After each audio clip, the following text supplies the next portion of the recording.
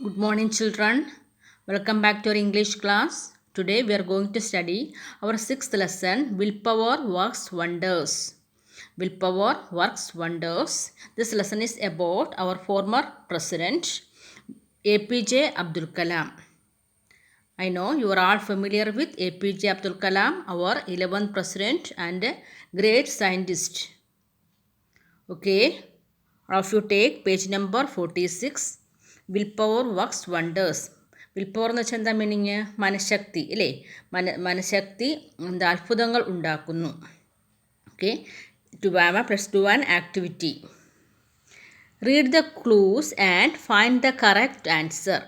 താഴെ കൊടുത്തിരിക്കുന്ന ക്ലൂസ് വായിച്ചിട്ട് അതിൻ്റെ ആൻസർ കണ്ടുപിടിക്കുക. ഇവരാണെങ്കിൽ ലോകത്തിലെ പ്രശസ്തരായ ആൾക്കാരെക്കുറിച്ചാണ്. All these persons achieved success in life with their will power and ഡിറ്റർമിനേഷനും. ഈ പേഴ്സൺസ്, നമ്മൾ ഈ ക്ലൂവിൽ പറയുന്ന ആൾക്കാരെല്ലാവരും അവരുടെ ജീവിതത്തിൽ എങ്ങനെയാണ് സക്സസ് അച്ചീവ് ചെയ്തത്, ജീവിത വിജയം ഉണ്ടാക്കിയത്? With their will power and determination. മനഃശക്തി കൊണ്ടും അവരുടെ ഉറച്ച തീരുമാനം, ഒരു കാര്യം നേടിയെടുക്കാനുള്ള അവരുടെ മനഃശക്തി. അങ്ങനെ ഒരു പാവപ്പെട്ട ഒരു ജീവിത നിലവാരത്തിൽ നിന്നും ഉയർന്നു വന്നവരാണ് നമ്മൾ ഇനി പഠിക്കാൻ പോകുന്ന ഈ പറയുന്നവരല്ല. നോക്കേ, the world renowned physicist who spent most of his life in a wheelchair. The world renowned physicist who spent most of his life in a wheelchair. ലോകത്തിലെ വളരെ പ്രശസ്തനായ ഒരു ഭൗതിക ശാസ്ത്രജ്ഞനാണ് ഫിസിക്സ്. ഭൗതിക ശാസ്ത്രം അല്ലേ, സയൻസിൻ്റെ ഒരു ബ്രാഞ്ചാണ് ഫിസിക്സ്. അപ്പോൾ അങ്ങനെ ലോകപ്രശസ്തനായ ഒരു ഫിസിസിസ്റ്റാണ്. അദ്ദേഹത്തിൻ്റെ ജീവിതത്തിൻ്റെ കൂടുതൽ സമയം wheel ചെയറിലായിരുന്നു.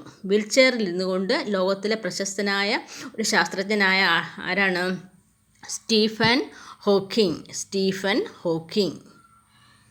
Next, the 16th president of the USA who was born in a one-room log cabin. The 16th president of the USA who was born in a one-room log cabin. United States of അമേരിക്കയിലെ 16ാമത്തെ president. അദ്ദേഹം എവിടെയാണ് ജനിച്ചത്?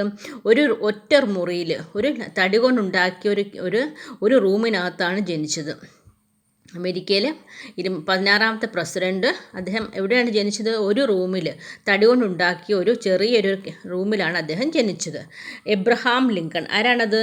Abraham Lincoln. Next, a former paper boy who became the 11th president of India. A former paper boy who became the 11th president of India. ഇന്ത്യയുടെ 11ാമത്തെ പ്രസിഡൻ്റായി. അദ്ദേഹം ആരായിരുന്നു? ആദ്യമേ ഒരു paper boy. നമ്മുടെ വീട്ടിലൊക്കെ പേപ്പർ കൊണ്ടുവരുന്ന, എല്ലാവരുടെയും വീടുകളിൽ പേപ്പർ കൊണ്ടിട്ടിരുന്ന ഒരാളായിരുന്നു അദ്ദേഹം. പിന്നീട് ഇന്ത്യയുടെ 11ാമത്തെ പ്രസിഡന്റ് APJ അബ്ദുൽ കലാം. ഇവർ Stephen Hawking, Abraham Lincoln, APJ Abdul Kalam. ഇവർ അവരുടെ വിൽ പവർ, അവരുടെ ഡിറ്റർമിനേഷൻ ഇതുകൊണ്ട് ജീവിതത്തിൽ വിജയം കണ്ടവരാണ്. താഴ്ന്ന നിലവാരത്തിൽ നിന്നും ഉയർന്ന് പഠിച്ച് മിടുക്കരായിട്ട് ലോക പ്രശസ്തരായവരാണ് Stephen Hawking, Abraham Lincoln, APJ Abdul Kalam. All of you listen here. Dream. Dreams transform into thoughts and thoughts result in action. Okay? Dream. എന്താണ് ഡ്രീം മീനിങ്? സ്വപ്നം കാണുക അല്ലേ? സ്വപ്നം കാണുക അല്ലേ? സ്വപ്നം. Dreams transform into thoughts. ഈ സ്വപ്നങ്ങൾ എന്തായിട്ട് മാറ്റണം? നമ്മുടെ ചിന്തകളായിട്ട് മാറ്റണം അല്ലേ? നമ്മൾ സ്വപ്നം കണ്ടുകൊണ്ടിരുന്നാൽ പറ്റും എപ്പോഴും. Dreams transform into thoughts. ഈ സ്വപ്നങ്ങൾ നമ്മുടെ ചിന്തകളാക്കണം. And thoughts result in action. എപ്പോഴും ചിന്തിച്ചുകൊണ്ടിരുന്നാൽ പറ്റുമോ? ഇല്ല. അത് നമ്മളെ പ്രാവർത്തികമാക്കണം. ആ ചിന്തകളെ നമ്മുടെ പ്രവർത്തിയിൽ ആക്ഷന് കൊണ്ടുവരണം. നമ്മൾ അതിനു വേണ്ടിയിട്ട് പ്രവർത്തിക്കണം. Dreams transform into thoughts. സ്വപ്നങ്ങൾ അല്ലേ? നമ്മൾ സ്വപ്നം കാണുക. ഉയരത്തിൽ വരെ സ്വപ്നം, നമുക്ക് എന്ത് വേണമെങ്കിലും സ്വപ്നം കാണാം അല്ലേ? അപ്പോൾ ആ ഉയരത്തിൽ സ്വപ്നം കാണുക, അത് നമ്മുടെ ചിന്തയിലേക്ക് കൊണ്ടുവരിക. അത് ആവാൻ നമ്മൾ എന്ത് ചെയ്യണം അല്ലേ? അത് അങ്ങനെ ചിന്തിക്കുക. And thoughts result in action. ആ ചിന്ത എന്തായിട്ട് മാറ്റണം? ആക്ഷനായിട്ട് മാറ്റുക, പ്രവർത്തിക്കുക അതിന് വേണ്ടിയിട്ട് നമ്മൾ അല്ലേ? Many years ago, in a little island town in Tamil Nadu, Rameshwaram, there was a little boy who sat on the beach and dreamt of flying like the seagulls. Okay, many years ago, ഒരുപാട് വർഷങ്ങൾക്ക് മുമ്പ്, in A little island town in Tamil Nadu, Rameswaram, തമിഴ്നാട്ടിലെ ഒരു ദ്വീപ് ഉള്ള ഒരു ടൗണിൽ, രാമേശ്വരം, സ്ഥലത്തിൻ്റെ പേരാണ് രാമേശ്വരം, തമിഴ്നാട്ടിലെ രാമേശ്വരം എന്ന് പറയുന്ന ആ സ്ഥലത്ത്, there was a little boy who sat on the beach, ഒരു കൊച്ചുകുട്ടി, ആ കുട്ടി ബീച്ചിനടുത്ത് പോയിരുന്നിട്ട് and dreamt of flying like the seagulls, ആ കടൽക്കാക്കകളെ പോലെ പറക്കാൻ ആ സ്വപ്നം കണ്ടു. ബീച്ചിനടുത്ത് നിൽക്കുമ്പോൾ ഒത്തിരി കാക്കകൾ കാണാം അല്ലേ, കടൽക്കാക്കകൾ ആകാശത്ത് പറക്കുന്ന കണക്ക് പറക്കണമെന്ന് സ്വപ്നം കണ്ടു. Okay, many years ago A little town, A little island എന്ന് വെച്ചാൽ ദ്വീപ് എന്ന് വെച്ചാൽ 4 വശവും വെള്ളത്താൽ ചുറ്റപ്പെട്ട് കിടക്കുന്ന സ്ഥലത്തിനെയാണ് നമ്മൾ ഐലൻഡ് എന്ന് പറയുക. Island town in Tamil Nadu, Rameswaram, there was a little boy who sat on the beach and dreamt of flying like the seagulls, കടൽക്കാക്കകളെ പോലെ പറക്കുന്നത് സ്വപ്നം കണ്ടു. All his dreams were transformed into thoughts, and those thoughts resulted in action. Thus we got a world-renowned scientist and the most loved president of India. All his dreams were transformed into thoughts. അദ്ദേഹത്തിൻ്റെ സ്വപ്നങ്ങളെല്ലാം എന്തായിട്ട് മാറ്റി? അദ്ദേഹം ചിന്തകളായിട്ട് മാറ്റി അല്ലേ, and those thoughts resulted in action, എന്നിട്ട് ആ ചിന്തകളെ അദ്ദേഹം പ്രാവർത്തികമാക്കി, ആ ചിന്തിച്ചതിനെല്ലാം അദ്ദേഹം പ്രാവർത്തികമാക്കി. Thus we got a world renowned scientist, അങ്ങനെ നമുക്ക് ആരെ കിട്ടി? ലോകപ്രശസ്തനായ, വേൾഡ് റിനൗൺഡ് മീനിങ് എന്താണ്? ലോകപ്രശസ്തനായ ഒരു സയൻറ്റിസ്റ്റിനെയും and the most loved president of India, എല്ലാവരും ഒത്തിരി സ്നേഹിക്കുന്ന നമ്മുടെ പ്രസിഡൻറ്റിനെയും കിട്ടില്ലേ. കൊച്ചു കുട്ടികൾക്ക് പോലും ഭയങ്കര ഇഷ്ടമാണ് APJ അബ്ദുൽ കലാമിന്. നമ്മുടെ ഇന്ത്യയിലെ എല്ലാവർക്കും ഇഷ്ടപ്പെട്ട ഒരാളാണ് APJ അബ്ദുൽ കലാം. നമുക്കങ്ങനെ ആ സ്വപ്നങ്ങളെ, ആകാശം മുട്ട സ്വപ്നം കാണുകയും ആ സ്വപ്നങ്ങളെ സ്വന്തം ചിന്തകളാക്കുകയും ആ ചിന്തകളെ പ്രവൃത്തിയിലൂടെ കാണിക്കുകയും ചെയ്തു അല്ലേ. അങ്ങനെ നമുക്ക് ആരെ കിട്ടി? എ വേൾഡ് റിനൗണ്ട്, ലോക പ്രശസ്തനായ ഒരു scientist, and the most loved president of India, ഇന്ത്യക്കാർ ഏറ്റവും ഇഷ്ടപ്പെടുന്ന, ഏറ്റവും സ്നേഹിക്കുന്ന ഒരു പ്രസിഡൻറ്റിനെ നമുക്ക് കിട്ടി അല്ലേ. The journey from Rameshwaram to Indian Space Research Organisation and from there to the presidential seat at Rashtrapati Bhavan was never a cakewalk. The journey from Rameshwaram to Indian Space Research Organization, ഈ രാമേശ്വരത്തു നിന്നുള്ള യാത്ര അല്ലേ, ഒരു കുഞ്ഞു കുട്ടിയായി രാമേശ്വരത്ത് ഒരു ബീച്ചിൻ്റെ അടുത്തിരുന്ന് സ്വപ്നം കണ്ടിരുന്ന അദ്ദേഹത്തിൻ്റെ ആ യാത്ര, ദ ജേർണി മീനിങ് യാത്ര, the journey from Rameswaram to Indian space research organization and from there to the presidential seat at Rashtrapati Bhavan was never a cakewalk. രാമേശ്വരത്തിൽ നിന്നും ISROയിലേക്ക് അല്ലെ, ഇന്ത്യൻ സ്പേസ് റിസർച്ച് ഇൻസ്റ്റിറ്റ്യൂട്ടിലേക്കും പിന്നെ അവിടെ നിന്നും പ്രസിഡൻഷ്യൽ സീറ്റിലേക്കും, രാഷ്ട്രപതി ഭവനിലെ ആ പ്രസിഡൻഷ്യൽ സീറ്റിലേക്കുള്ള യാത്ര വാസ് നെവർ എ കേക്ക് വാക്ക്, ഒരു easy walk അല്ലായിരുന്നു. കേക്ക് വാക്ക് മീനിങ് ഈസി വാക്ക്, ഒരു ചെറിയൊരു കാര്യമല്ലായിരുന്നു അല്ലേ. അദ്ദേഹത്തിൻ്റെ കഠിന പ്രയത്നത്തിൻ്റെ ഫലമാണ്. അദ്ദേഹം എവിടെ നിന്നാണ്? രാമേശ്വരത്തിൽ നിന്നും ഇന്ത്യൻ സ്പേസ് റിസർച്ച് ഓർഗനൈസേഷനിലെത്തി, പിന്നീട് അദ്ദേഹം ഇന്ത്യയുടെ പ്രസിഡൻ്റായി അല്ലേ. അത് വാസ് നെവർ എ കേക്ക് വാക്ക്, ഒരു ഈസി വാക്ക് അല്ലായിരുന്നു. It has been a tale of extraordinary determination, courage, perseverance and the desire to excel. എന്തായിരുന്നു? It has been a tale, ഒരു വലിയൊരു കഥയാണ് അല്ലേ. ടെയിൽ മീനിങ് എന്താ? ഈ ടെയിൽ മീനിങ് സ്റ്റോറി എന്നാണ് meaning, TALE, tale, story. It has been a tale of extraordinary, അസാധാരണമായ, determination, ദൃഢനിശ്ചയം, കറേജ്, ധൈര്യം, പ്രിസർവറൻസ്, സ്ഥിരോത്സാഹം, ആൻഡ് ഡിസയർ ടു എക്സൽ, നമുക്ക് നന്നാക്കാനുള്ള അതിയായ ആഗ്രഹം, ഓരോന്നും ചെയ്യുമ്പോഴും കുറച്ചും കൂടി ബെറ്റർ ആക്കാനുള്ള അദ്ദേഹത്തിൻ്റെ ആഗ്രഹം കൊണ്ടാണ് അദ്ദേഹം ഈ സയൻറ്റിസ്റ്റും പ്രസിഡൻറ്റും ഒക്കെ ആയത്. Okay, it has been a tale of extraordinary determination, അസാധാരണമായ ദൃഢനിശ്ചയം, കറേജ്, ധൈര്യം, perseverance and the desire to excel, സ്ഥിരോത്സാഹവും നന്നാവാനുള്ള അദ്ദേഹത്തെ അതിയായ ആഗ്രഹം, ഇതെല്ലാം കൊണ്ടാണ് അദ്ദേഹം ഇവിടം വരെ എത്തിച്ചേർന്നത്. Okay, next page. Abul Pakir Jainuddin Abdul Kalam was born on 15 October 1931 in a middle-class Tamil family at Rameshwaram.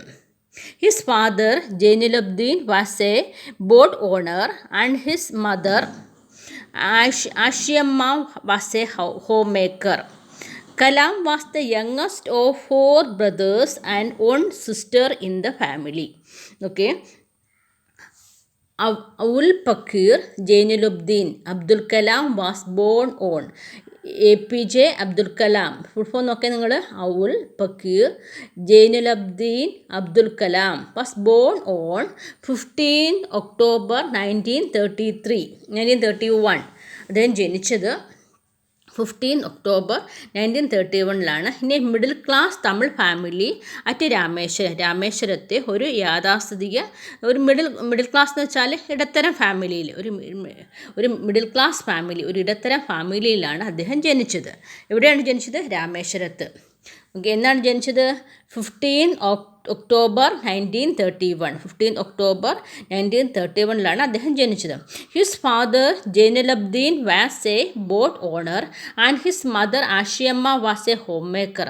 അദ്ദേഹത്തിൻ്റെ ജൈനുലബ്ദീൻ, അച്ഛൻ്റെ പേരാണ് Jainulabdeen, was a boat owner, ഒരു ബോട്ട് ഓണറായിരുന്നു, ബോട്ടൊക്കെ ഉള്ള ഒരാളായിരുന്നു. And his mother Ashiamma was a homemaker. അമ്മയുടെ പേരെന്താണ്?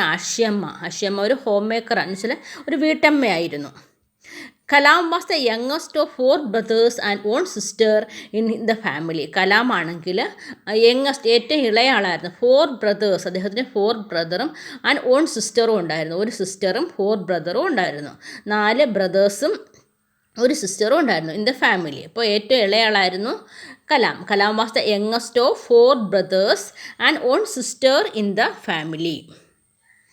When Abdul was born, his family was not in a good financial condition.